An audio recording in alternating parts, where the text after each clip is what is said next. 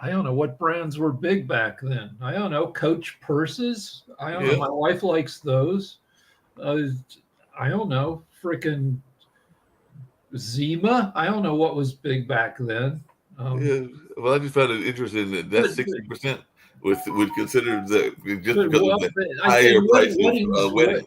weddings were cheaper back then. I think our wedding was 10 grand, which Right. is it's not nothing, but it's not like stuff costs now. So speaking of costs, inflation is back up to 3%. I did see, I did see that. All right, and so I spent a few minutes today looking at the architectural renderings of the ballroom. The ballroom is McMansion slop. I looked at it from all angles, and our most well-known federal buildings, the Capitol, the White House, the Lincoln Memorial, the Supreme Court building, they're all symmetrical. They all have bilateral mirror symmetry. They look the same on the left as the right, and it's our federal style.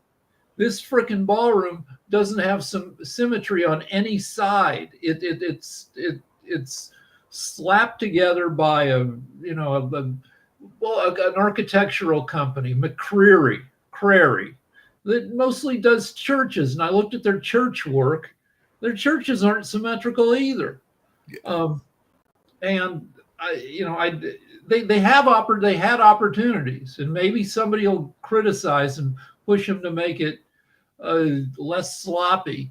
The east, and there's a big east entrance with a pediment or whatever you call it, and like the Supreme Court in 6 columns, but they didn't put it in the center of the east face. They put it way over to the side, and then on the other side they have 9 huge arched windows on one side, no windows on the arched windows on the. It's just it looks slapped together. And Nick can say, I'm just being a sore loser lib, but I don't know that the building shouldn't look shitty, and it's gonna. It probably will look pretty okay from the inside, but who gets to see the inside? Just the people who get invited. You can get invited to the ballrooms. I'm not sure about like whether it'll be included on White House tours or things like that, because they do White House tours. At least they have in the past. It'll be interesting to see if they include that or not. There's another thing that came out, and maybe Dr. Sharif Scott thought us around this, and I'm sure you do because you come from the world of TV and everything. But there was a major heist and everything, and then the other thing that I saw that was interesting was apparently the crane company that was used in the heist is now using it for some creative marketing. So they were actually using it as part of their latest marketing employ and everything like that. So I guess they were bragging on the fact that they were used in the Louvre heist and everything like that. Well, so what? The company that designed the scissor truck that got the thieves up to the second floor? The crane truck, yes. Yeah. I mean, Okay. Well, I mean, yeah. The head of the Louvre has resigned over this. oh, the head of the Louvre has resigned now? Yes. I had not seen that and everything. So the head of the Louvre has resigned and all in that space. So we'll see what goes on in terms of repercussions from France and everything like that. But I'm going to see if I can see, because I heard about this actually this morning about the new ad that is being run by the company that built the crane So, and so I everything. got one more thing, and then I'll yield the floor. That Yeah. when my brother was in the Marines, he was part of a red team. And the deal is you make a plan in the military and other places. And if you're going to do a good job, you take some of your best people and you turn them into a red team. And their job is to figure out ways to defeat the plan, because you have to other people when you make a plan, other people are going to, and you're trying to protect something or achieve an objective. Other people might try to thwart your objective, and you want to hire good people to come up with ways to screw you up so you can defend against those ways. And that's called a red team. The red team tries to sabotage you, not actively unless you're doing a war game, but they figure out all the different ways that you could pull a heist, that you could. And I don't know that museums have red teams, people, companies who come in and they say, well, if we were going to do a heist, they observe normal business operations and they look at your facility and they look at your security and they design heists. And they say this is the most likely to be successful way that people would steal art from your joint. Well, as we know, Rick, as we know from some time back with the Pulse nightclub and with the museum, the Hayti Center where I work at is a cultural arts center, so it is in that same category with museums, and we ran a major blues festival and all along those lines. So yes, those kind of organizations do usually have a disaster planning meeting of some sort, but they're usually not held that often and everything. So yeah, the Pulse nightclub, they nobody expected a guy to come in and shoot 50 people at the Pulse nightclub. Right. I'm sure they didn't have a red team, but probably after that, a lot of clubs looked at their security to see if they had ways of defending against a psycho. Yeah, I try to sit mafia style in restaurants. I have my own red team where, if we're in a restaurant, I want back to the wall. I want to know where all the exits are in case like shit hits the fan. Yeah, I hear you. By the way, the German lift manufacturer Bacher, that's the name of it and everything, and I'm probably not pronouncing it right because it's got those ellipses on top of the zero and on top of the O and everything. But they turned to social media when they spotted the ladder used in the Louvre theft, and in a post, the firm said the Bacher Agello transports your treasures weighing up to 400 kilograms at 42 m per minute, quiet as a whisper. So it sounds like they were using the heist as a quick way to try to drum up some business and everything like that. So definitely they use the social media as a tool to brag on their skill set of their company and everything like that. Okay. So I've got Toby with me. What's got going on in your world, Dr. Sharif? What's happening over there in Bangladesh and everything like that? Yeah, there are a lot of things happening, especially if I focus on Bangladesh. We are preparing for next election in 2026 February. Besides that, lot of political reformation happening. Our youth are preparing themselves for entrepreneurial journey. That's why our World Talent Economic Forum, we are launching CEO development program. Besides that, some of them are very enthusiastic about politics and all of the things they are also involved. One of the interesting aspect I'm observing in South Asia, maybe this is very much relevant with USA. If you see that country like Bangladesh, we are definitely very small. So we have strong dependency on USA, especially for our garments industry, for foreign reserve and all of the things. And beside that, we heavily utilize US dollar for our reserve and for our international business and everything. But recently in South Asia, I'm observing that the gold price is increasing, heavily is increasing. And it may indicate that the dollar price may lose their values because this 37 or 38 trillion dollars credit US has, and US get credit from China, from European Unions and all of the countries, as they may give up their bond and in the different bond market. That is the issues that this gold price is going very up. It's increasing and increasing. It's an I want to say an impact in economy. So US Reserve and US economic policymaker, they have to be concerned about this gold price, also this dollar price. Otherwise, these BRICS and all other international things like BRICS, as they planning to introduce their own currencies.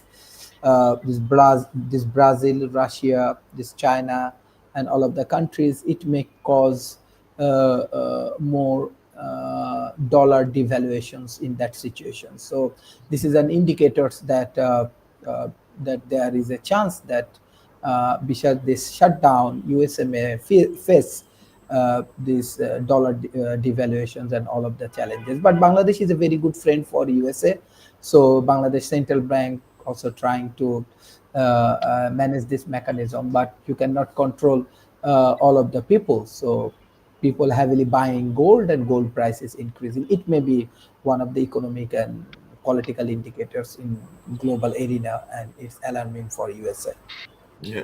Hey, just really quickly along those same lines, I see I got Toby with me and everything, and I know he's got some family ties to Canada. And of course, we got Sasha who lives in Canada and everything like that. So I was just wondering, what is y'all's thoughts around Trump saying he's canceling trade negotiations with Canada over this anti-tariff ad that featured Ronald Reagan actually speaking against the whole notion of tariffs and how they can impact foreign trade. And I actually did listen to the speech and everything, and it sounded like he was definitely being anti-tariff, even though I think the Reagan Foundation is saying that the ad was misleading. I didn't find the ad all that misleading, but I was just wondering y'all's take on this, because apparently Trump is calling off Canada trade talks and is continuing to fume about Canada amid these escalating trade battles. So what's y'all's take on this, since both of you? It's dumb.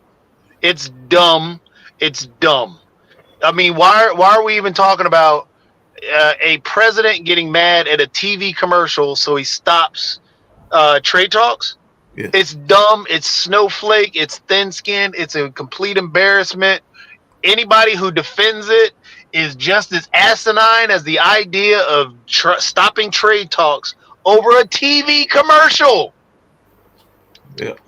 Well, in fact, this TV commercial, and I've checked, and I was listening to some commentaries that Ronald Reagan indeed made that speech about the tariffs. Yes, And yes. he was saying that they're very negative for the Americans to impose any tariffs against anybody because it violates free trade. And furthermore, it kills competition, because if your industries are protected by barriers, by different type of tariffs or so on, you're losing your competitiveness. You're protected, so you can do mediocre job, you can produce mediocre products, and just keep selling them and so on, and you are losing your competitiveness as a result. So he was 100% against tariffs, and because it was aired, as I understand, primarily in Republican states, and including Blue Jays games. So that infuriates Trump, because there is very little he can do about it. So people, his constituencies, listen to the voice of wisdom to remind them what their great leader told them some 40 years ago.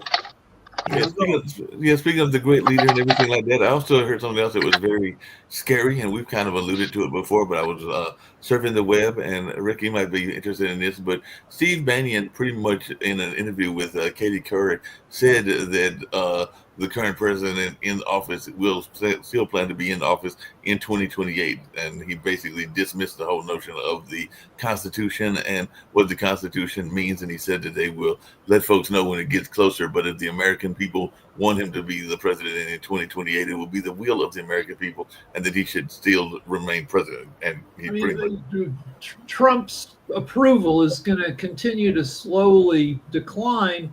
From right now, he's at 43.5% approval, and it's not going to crater, but it'll slowly decline to maybe 40%, maybe into the high 30s, as inflation gets higher, as unemployment grows.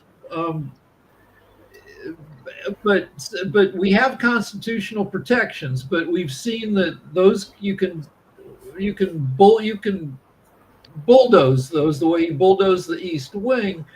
But one protection we have is that Trump is 79, almost 79 and a half. Mm-hmm. So he'll be 82 and a half in 2028 when it comes time to run for president again.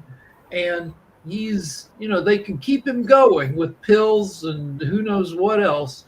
But I don't know. He could be pretty rickety by 2028. He could be, but like I said, Bania was making it seem like they already have things in plan, and it could be part of All that right, but too. it's going to be a weekend at Bernie's type of deal where they're just going to. He's a little loopy now. He'll be more loopy in 3 years, and they'll have to prop him up. There are ways to. There's a helmet you can put on people's heads, the transcranial induction. It runs an electromagnetic field across your brain and gets your neurons firing better for about an hour. Well, they need to start hitting him with that helmet before he makes public appearances, so his thinking is clear. When has his thinking ever been clear? Well, all right, but still. I mean, yes, Steve Bannon, and they have been working on trying to get him to, take over at 2028. I mean, people want to say that, quote unquote, it's a joke. It hasn't been a joke. He's been serious about it. This whole investment, when he found out that he can grift and make money off of the American people and they don't challenge him and he's not held accountable and he can do anything he wants, why is he going to want to leave that? Anybody answer me? If you can do everything you want to do and nobody tells you that you're not doing anything wrong, and then if somebody does, you can throw them in jail. Now you're going to leave that? So Trump's dad was diagnosed with Alzheimer's at 86 years old and died from it at 93. He was showing symptoms for in his early to mid 80s. And then after the official diagnosis, he lasted 7 years. And Trump's dad was probably in better shape. He was skinny compared to Trump. So yeah, but it's like you just said earlier, he's building a ballroom that is doesn't show any sign that he wants to leave. If you're building a ballroom, why would you? He got a plane from Qatar. He got $1 billion. He's not that's his plane. He's keeping that. He's not leaving. He's not going to try and leave. He's not going to be held accountable for it. Can we just be? Trump was diagnosed as being an asshole at the age of 5. It's not going to change. It's just not at age 5. And he tells the story on himself that in 2nd grade he had a music teacher he didn't like, so he punched her. He was, as a teen, he was sent to military school because I guess he was kind of an a-hole then, and they just wanted to get him out of there. Yeah, they wanted to get him in control and everything. But what is our thoughts around another part of the world which is tied to us and everything? So apparently there is, we're having increased strikes on the Caribbean countries, whether it's Venezuela or Colombia, and all along those lines. And there have been some bodies that have even washed ashore over there in Trinidad and everything like that. But now he's talking about a land raid. So it sounds like he's going to use the military like he's using in the U.S. to raid some of these countries and everything. So are we expecting? Well, Trump doesn't. Venezuela has a socialist leader who was elected fraudulently. He messed with the election results. He was not more people voted for the other guy. But so the guy who runs Venezuela is an a-hole, but I don't think that means we should start a war with Venezuela, especially since Trump claims to be the peace president. But we are building up to some kind of war with Venezuela, and I don't know that that war with Venezuela will cause that president to be deposed. Also, it's illegal for the U.S. to remove foreign leaders. Yeah. The CIA used to do it at the time. Again, who's held this president accountable? Nobody. Yeah. So you can say it's illegal all you want. Right now, we're trying to do regime change in Venezuela. That's what's going on. So again, nobody's holding this man accountable. He can do what he wants. He had a problem with Venezuelan president. So now he's trying to take him out. And that's exactly what's going on. Hey, Jacoby, do you think that some of the things that are directly, because even Sasha has alluded to this, directly eluding people will get people to turn against Trump? Because there's like some 42 million Americans caught up in the whole SNAP thing, which is a food aid and everything. And a lot of people are facing loss of their Obamacare and everything like that. So there's a number of these issues that are going to directly impact millions. And like I said, it's 42 million with SNAP, and I don't know exactly the number for Obamacare, but I know it's up there in the millions and everything like that. So is this going to push people to maybe revolt against Trump and to kind of like put some guardrails on him of some sort? No. I was watching CNBC just before the show about 9 o'clock. There was Hakeem Jeffries appeared on CNBC for an interview, and he confirmed that there's millions of Americans soon will get bills for this insurance company for Medicare, Medicaid, and so on, and it will be for average family from $1,000 to $2,000 a month higher than it used to be. And he says that these people, they don't have, and we're talking about this a month. It's not just one-time payment, okay? You pay $1,000 and you're okay. No, it's a monthly increases from $1,000 to $2,000, and how American families can carry it. I mean, their life will deteriorate very significantly as a result of that. So something has to be done, and done now, not after the House will reopen or whatever, because these bills are coming at the beginning of November. So I want to go back to Venezuela for a sec. Why is Trump beating up on Venezuela? You know, like a good bully, he's picking a weaker opponent. Venezuela has 28 million people, which is less than 1/11 of the U.S. population. Why not Colombia, which is right next door to Venezuela and supplies more drugs to us than Venezuela? Because Colombia, 52 million people. Why not Mexico, where most of our drugs come in over the border? Mexico, 130 million people, and we share a 2,000-mile border with Mexico. So Trump is picking the weakest enemy to beat up, even though they don't have much to do with the drugs coming in. Well, he did pick on Colombia, to be fair. He did pick on them and everything like that. Mark, attack on Colombia. Hold on. It was a boat off the coast, right? Yeah. Yeah, he's not attacking Colombia. He's attacking these boats off the coast where people cannot respond back to him. He's doing exactly what Rick is saying. So he's not going to pick on Colombia. He's not going to pick on Mexico. They can hurt him more. Right. He's picking on places that, hey, you know, Venezuela. I can bomb Venezuela. I can use my military on Venezuela. Nobody going to ask any questions. I'm attacking these brown people that are bringing drugs. Colombia has a lot of support in different Latin American areas within the U.S. The Hispanic community is upset about that. Not Venezuelans. The Venezuelans, he had them for a little bit, but they left him, so he doesn't care anymore. Again, nobody's checking this president.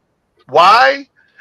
Because he has a cult-like following, and it's just mind-boggling how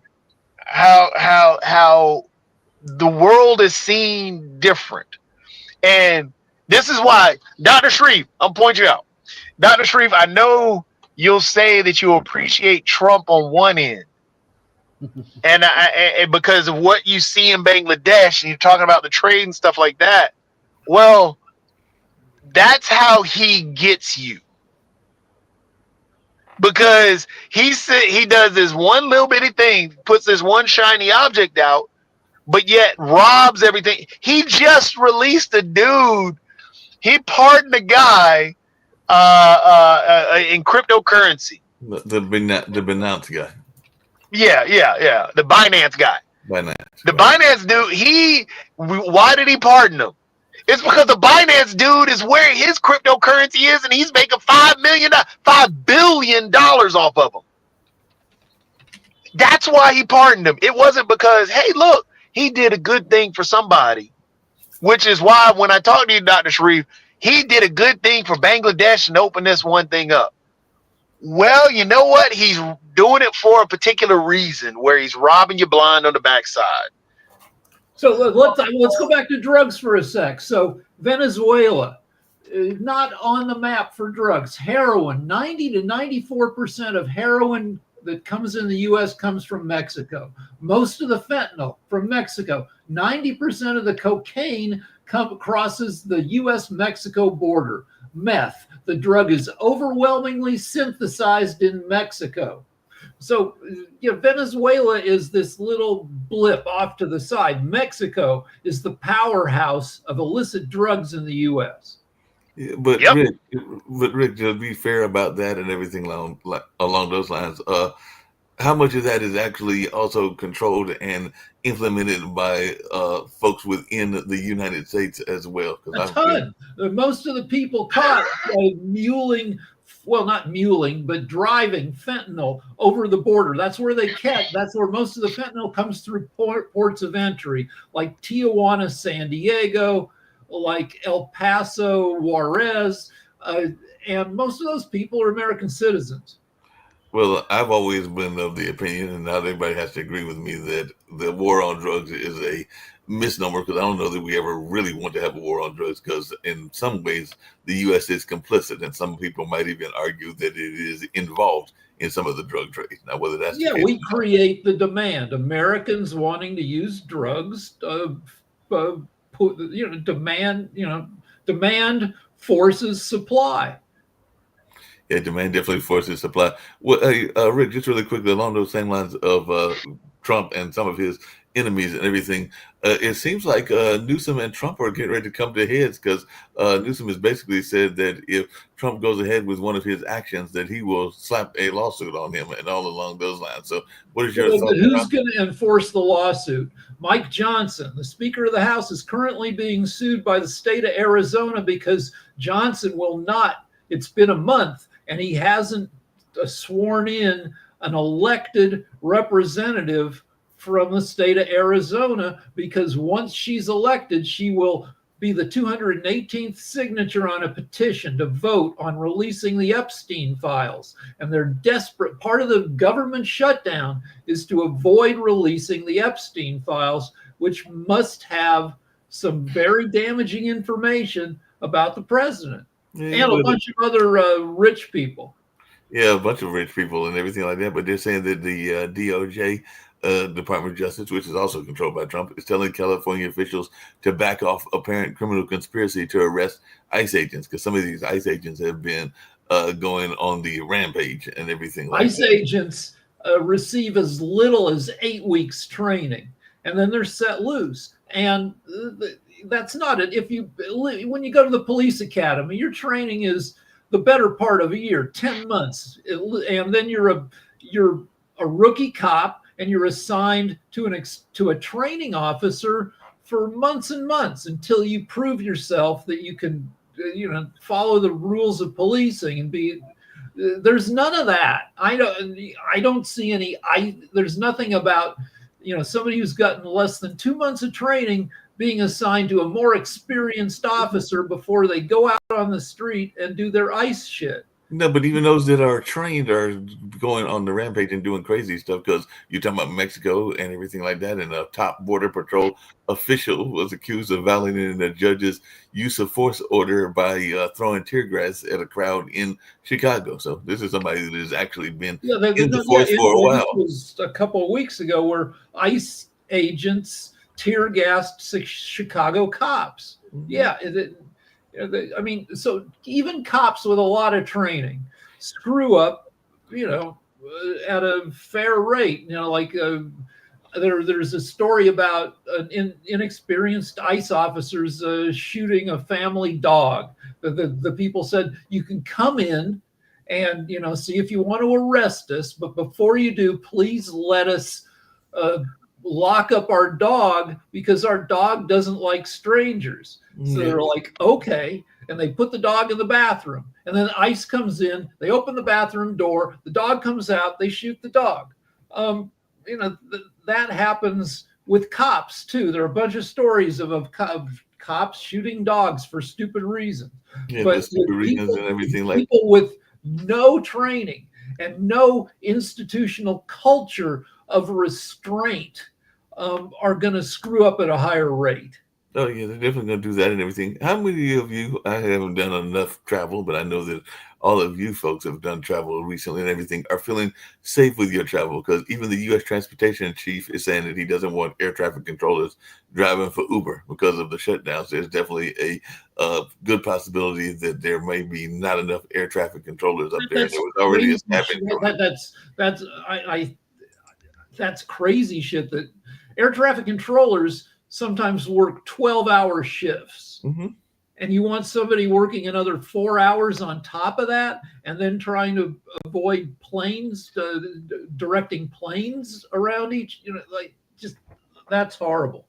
And no, so hearing about that, no. So my wife and I are due to travel close to the holidays. And if the government is still shut down by then, if air traffic control is falling apart, I don't know. I don't frickin' know.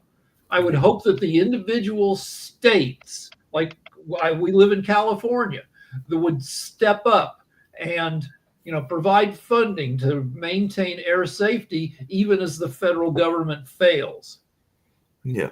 Well, we've had a guest on this show a couple of times that is from farm country and everything like that. She's from Wyoming and all in that space. But I was just wondering, because apparently some of these farmers are getting very frustrated because they're feeling betrayed by Trump's plan to buy Argentine beef and everything like that. So I was just wondering y'all's take on this, because apparently a lot of ranchers and the ranchers in some places are in deep red areas. We have you occasionally have that lady on who is involved in ranching, and she said that beef prices have been pretty good. Year to year, farmers are at the mercy of market forces, and it's how much the slaughterhouses will pay for beef, and the slaughter industry is controlled by 4 big companies, and you take their prices, or you're screwed. Go ahead. It's incorrect, because if you have 4 large producers, yeah, and they're producing the same production year over year for the same approximately prices year over year, and here you have a 5th producer, an Argentina, which has excellent beef products, and they are coming into the market. So do you think that the farmers in US will still have the same level of... No, not at all. So then what she's talking about? Well, because she was the last time she was on our show, was months ago, before Argentine beef was being introduced. Mark, invite her now. Let's hear the words of wisdom. Well, we'll try to get her. I know that actually that's... Yeah, she might have something to say. She defends Trump wholeheartedly. I know. Which one? Are you talking about the one who wrote the Abraham Lincoln Yeah, thing? that's the one you're referring to, yes. Oh, yep. She'll defend Trump no matter what. But let's hear what the excuses are. Like, I heard there was a Republican senator on MSNBC this morning saying that we need to give a ton of money to Argentina and buy their products because Argentina is keeping China out of South America. Now, maybe that's true, but I don't know. It seemed folks, I just saw another story that just crossed my news feed. Apparently, the hit list is continuing because apparently Attorney General Pam Bondi just announced an investigation into another Trump foe, namely Nancy Pelosi. So apparently, this just came down the pike that they're now going to investigate Nancy Pelosi. Go ahead. Okay, so the deal with Nancy Pelosi is she's 85, and she is worth a ton of money. She's been in Congress for, 38 years. And in that time, she's gone from, having a little money to having hundreds of millions of dollars. And the Republicans like to say, oh, how did that happen? And the way that happened is she's been married for 50 years to a venture capitalist, a professional investor who is apparently good at his job and has made them a ton of freaking money. Now, Nick, your voice is screwed up. You got to voice is doing that thing again. Yeah. Now, did she do insider trading? And can they prove it? Maybe, I don't know, but I would think I think that when people are experienced in politics and they have ways of making a shit ton of money outside of politics, that they tend to keep their noses reasonably clean, because it's like this betting scandal, this NBA betting scandal, where you have players making $20 million a year who may be barred from basketball for the rest of their lives over shitty bets for $50,000. It's freaking stupid. And I would hope our politicians aren't that stupid. You said that the Republicans saying that Nancy Pelosi made tons of money, and they're talking about $100 million. Trump, in a few months, he made $5 billion. So what are you talking about? Well, see that's an absolutely good question, because see, the problem is that, like, if they were in securities, you have insider trading rules, and as a congressperson, they don't have those rules. So I don't think she's done anything illegal. You know, they can investigate her all she wants, but let's face it, if you have knowledge about how a bill's going to go through Congress, let's say to change the rules in the FDA, for example, making it harder for pharmaceutical companies to get patents. Then what you do is you sell short pharmaceutical stocks. You don't do it. You tell your husband, Paul, hey, why don't we sell it short? And so what happens, apparently that type of transactions go all the time in Washington, but it's not illegal. And there are some countries, including over in Europe, that if you had inside information, it's not illegal. You can trade off of it. So you're working for a public company and you go, well, I know we're going to do this and that, and the stock's going to go up. Trade in, it's okay. In the United States, it is illegal to trade off. Yeah, but if it's insider trading, so it's really much ado about that. If it's insider trading that you are controlling, because one of the accusations is that one of the players actually took himself out of the game because he was trying to help the bet. Oh yeah, those are going to be problems, you know. So we'll just have to see, because it's really, every fact is different, Mark. So you're gonna have to see what the facts are. So I saw the gambling scandals that could go on, and you're right. So if somebody is is betting on a game that they're participating in, and they throw the game, you got a problem here. Or it could be $100 million mistake. You could be playing another, 8 years in the NBA, making $15 million, but now you're banned. Yeah, it's possible. You know, we'll So, see. I mean, just to point out, Go ahead. just to point out, somebody did actually get banned just recently for in the NBA for this exact thing. Somebody actually did just get banned for that. There was also a referee that also got banned roughly about 2 years ago for doing a similar thing. So the NBA has actually been on top of, or actually trying to figure this whole thing out, because it is an issue and a fear in all sports that deal with this. But it is hard to find because sports is sports. So that one in the NBA, yes, it's a big scandal that is there, but it has been bubbling in the background for a while. In terms of the insider trading piece, that is a huge deal, because of the fact that has been something that has been going on for a while. That is why there have been laws that have been brought up about that, but people have blocked that. There have been Democrat senators who blocked it. There have been many Republican senators who blocked it. There's also been Trump who campaigned against it. For example, there's been the insider trading piece that went on earlier this year on Marjorie Taylor Greene, who ended up selling off stocks and shares and everything when the stock market was going up and down. So the insider trading piece is huge. However, they won't be able to the tough part about all these lawsuits that Trump is trying to pull on all his political enemies is the fact that he himself, as well as people in his administration, are actually actively doing these actual things. So when we try and normalize them and say it's not a bad thing, it is a very bad thing, and he's trying to normalize it. So then once it's pointed out on his administration or individuals in his administration or himself, hey, it's not really that bad, when it really is that bad. So I read an article on the NBA, what's been going on. And one thing is the NBA players own little mansions, 5,000 square foot houses.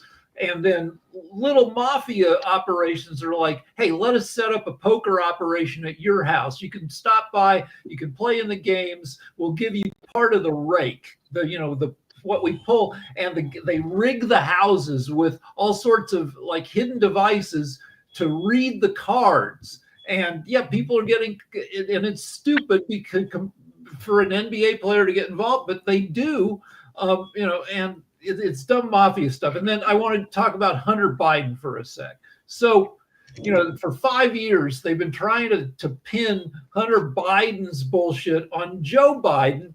And I think it's ridiculous because Joe Biden was out of politics for 4 years. He was not in elected office for 4 years between being VP and being president. In that 4 years, he and his wife made $8.5 million legitimately by writing books and giving speeches. Now, why would a guy who can make $2 million a year and an old guy who, doesn't need that much, how much longer is he going to live? He doesn't need to make 50 million. Why would that guy jeopardize everything by taking $100,000 bribes via his kid? That to me seems a guy who's been in politics for 40 years and would know better. Why would that guy get involved in corruption? So the thing with what you're talking about is creating a narrative. It's already playing on the idea that everybody is corrupt. So if I can create something that's somewhat believable and throw it out there on top of somebody, and my base picks it up and runs with it. For example, an ideal example of that was when the Sydney Sweeney jeans thing, when somebody yelled out that people were upset on the left at Sydney Sweeney, because you already have a narrative built up on one side, it's easy to run with that and put that out there, and it catches fire, and people believe it regardless if it's true or not. They just run with it. About what ads Sydney Sweeney does. All we wanted to do is no. I'm just saying that's an example. Right, but I mean, so like, that's an example. It's the same thing. Steve, really quickly here and everything like that. So, all right, Steve, I know you're here. Yes, I got late. The files on December 24th, and it's just been crazy. But we're trying to get on the Sharif show here for a few minutes. But yeah, real quickly. I mean, to me, I didn't come prepared today to talk about the breaking news, but everyone's been talking about the demolishing of the East Wing, which I think is interesting. I was at the East Wing 2 years ago, and it was really, really, really nice. And I feel bad that it's, kind of being demolished. And it really made me wonder, typically presidents of the United States just keep the White House the way it is for their successors to come in. And it was kind of the unspoken thing.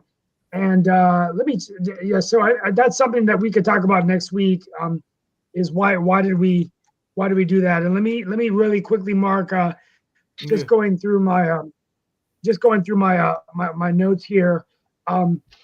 The other things that we could talk about next week is Trump's ending trade talks with Canada. You maybe we talked about that. Intel's prices have gone up tremendously, reporting really high earnings, and but I think and the government shutdown is really the elephant in the room. So it doesn't seem like any solution in sight. I have never seen our country this divided.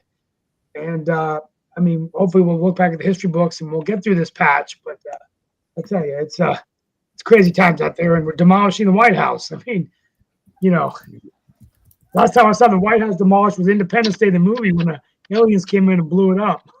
Yeah, they blew it Yeah. right then and everything like that. So definitely that is the case. And next week we can also talk about, and we talked about it to some degree, because I know Rick's in an area that is impacting housing, but apparently there's a housing crisis in other countries as well, because apparently as I was looking through the news, Greece is facing a housing crisis. I was hoping that Nick was going to stick around since Spain isn't that far from Greece and everything like that. But definitely we can talk about the global housing crisis, because it's not just a U.S. housing crisis, but it's one around the globe as well, apparently. Absolutely. I mean, it's So Crazy time. I'm looking at an article about Letitia James, who's another target of Trump Yes. prosecutors, and how weak the case is, that among other things. So according to one analysis, that how much she would have made by falsifying her mortgage would have been $800 in the first year, and that's not even substantiatable. And the prosecutors are claiming that it was a scheme to make money off of renting a property. Well, it turns out the property, she let a relative live there rent free. So she was not. So anyway, there's a bunch of weak cases that Trump is trying to bring the hammer down on. And most of these cases will fail, but only after the defendants spend $200,000 on lawyers. And I hope They're selective prosecutions. That's all they are. He's just going after them because they are on his enemies list. And I don't know. I just hope they get all tossed out, because it's just ridiculous. well, not just tossed out, but the judge says that the prosecutors have to pay court costs, because defending this stuff costs hundreds of thousands of bucks. Yep, it does. And it's just sad that this is where we are. And no, he's not going to be held accountable for what he's doing or how he's reacting, because the body that is supposed to hold him accountable is submissive to him. Whatever he wants, they will do. Whatever he says, they will do.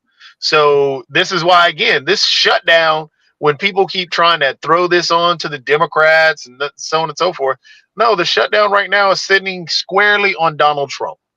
And until he decides he wants to work with or do anything with the Democrat Party, it's just going to sit here, and people are going to suffer. And he doesn't care, because he's getting his fancy new ballroom, and his whole party is chanting and cheering him on. Oh, this is so cool. No, it's not.